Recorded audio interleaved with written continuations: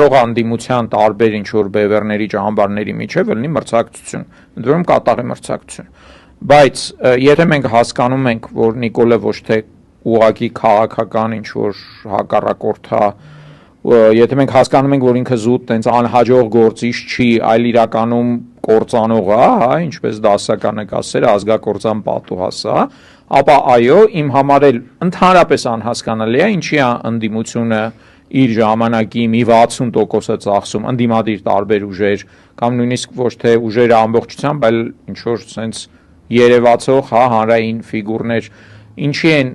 իրանց ժամանակի 60-70, երբեմն 80%-ը ծախսում իրար քլնգելու, իրար դեմքին թռնելու համար։ Իմ համար դա անհասկանալի է, դա իրականում վնասում է բոլորին, այսինքն ընդհանուր ընդդիմության հանդեպ հարգանք հա, չգիտեմ, վարկանիշ է, ինչ է, այդ ամեն ինչը վնասվում է ու շատ վատ արդյունքներ է տալիս, ինչը նաև երևում է հարցումներից։